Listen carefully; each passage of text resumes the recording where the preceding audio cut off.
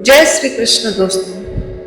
आज हम भगवत गीता से संयम और संतुलन का ज्ञान प्राप्त करेंगे। भगवत गीता में भगवान श्री कृष्ण अर्जुन को संतुलित और उद्देश्यपूर्ण जीवन जीने के बारे में कालातीत मार्गदर्शन देते हैं। मुख्य शिक्षाओं में एक संयम है। विशेष रूप से अध्याय 6 के श्लोक नंबर 16 और 17 में अर्जुन को भगवान श्री कृष्ण ने संतुलित और उद्देश्यपूर्ण जीवन जीने के बारे में मार्गदर्शन दिया था। उन्होंने इस अध्याय में बताया कि हे अर्जुन, यदि कोई बहुत अधिक खाता है या बहुत कम खाता है या बहुत अधिक सोता है या पर्याप्त नहीं सोता, तो उसके योगी बनने की कोई संभावना नहीं है।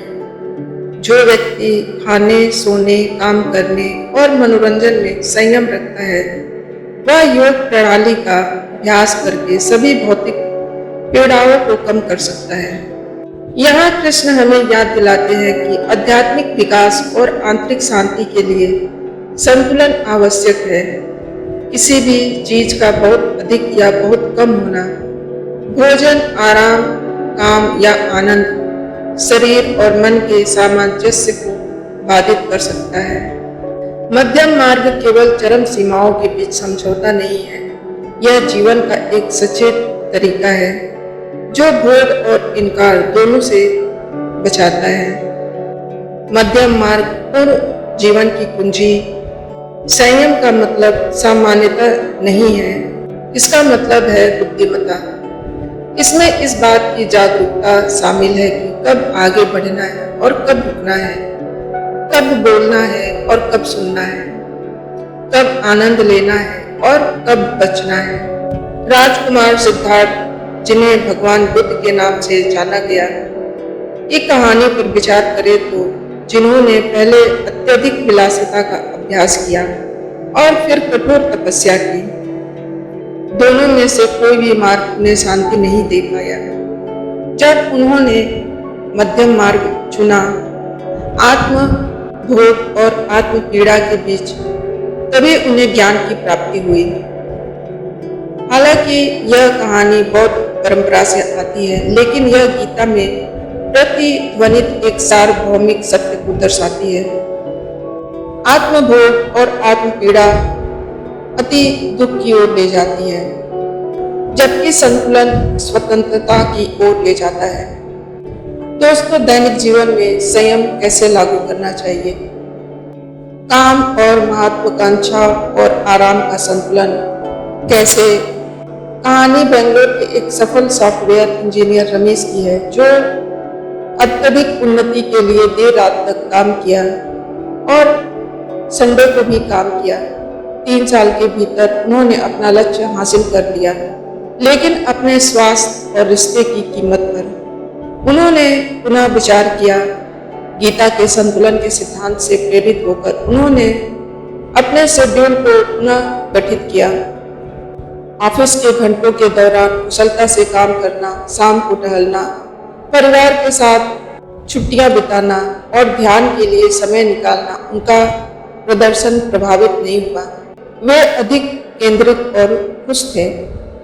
समर्पण के साथ अगर हम काम करते हैं, लेकिन अपनी भलाई की कीमत पर नहीं, आराम का उतना ही सम्मान करें जितना प्रयास का, इससे हम स्वतंत्रता और एकजुटता का संतुलन भी सीख सकते हैं। मीरा और अनुज की कहानी से, जो 5 साल से शादीशुदा थे, अलग होने लगे। उन्हें घुटन महसूस हुई, उसे उपेक्षित महसूस हुआ। एक काउंसलर ने उन्हें एहसास दिलाया कि वे चरम पर पहुंच गए थे। अनुज अत्यधिक निर्भर था और मीरा व्यक्तिगत स्थान पर अत्यधिक जोर देती थी। संयम का अभ्यास करके डेट नाइट्स सेट करना, कामों को साझा करना और अकेले समय का सम्मान करना, फिर से उनमें अंतरंगता पाई गई। प्यार चिपके रहने या अलग रहने से नहीं, बल्कि संतुलित संबंध से पनपता है, करीब होने के बावजूद जगह देने से।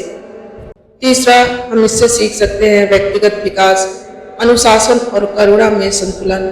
कैसे अनुशासन और करुणा में संतुलन लाया जा सकता है। कहानी एक काव्या नाम की एक छात्रा की है जो प्रतिदिन ध्यान करने और सुबह 5 बजे उठने का लक्ष्य निर्धारित किया। एक सप्ताह तक उसने अच्छा किया, लेकिन फिर कुछ दिन चूक गई और खुद पर कठोर हो गई। वह लगभग हार मान गई, खुद को असफल महसूस करने लगी। एक आध्यात्मिक गुरु ने उसे एक सौम्य संतुलन दृष्टिकोण अपनाने की सलाह दी। निरंतरता का लक्ष्य रखे, लेकिन लचीलापन भी रखे। अब वह ज्यादातर सुबह ध्यान करती है, लेकिन जब उसे आराम की जरूरत होती है तो वह बिना किसी अपराध बोध के सो जाती है। विकास एक सीधी रेखा नहीं है। संयम का मतलब है कि प्रतिबद्धता और करुणा दोनों के लिए जगह बनाना। तो हम निष्कर्ष पर पहुंचते हैं कि मध्यम मार्ग पर चलना भगवत गीता हमें सिखाती है। कि निष्कर्ष यह है कि मध्यम मार्ग पे हमें चलना चाहिए।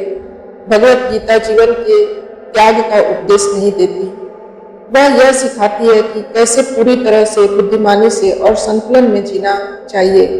एक ऐसी दुनिया में जो अक्सर हमें उत्पादकता, उपभोग या यहाँ तक कि आत्म सुधार की चरम सीमाओं पर धकेलती है। संयम एक क्रांतिकारी कार्य है। यह हमें जीवन की समृद्धि का आनंद लेने की अनुमति देता है, बिना इसके गुलाम बने। संयम कमजोरी नहीं, यह नियंत्रण में शक्ति है। यह बर्न आउट पर संतुलन, दबाव पर उद्देश्य और अराजकता पर शांति चुनने की कला है। अगर आपको यह वीडियो अच्छा लगे तो इसे ज़्यादा से ज़्यादा शेयर करें और हमारे चैनल को सब्सक्राइब करना ना भूलें। धन्यवाद।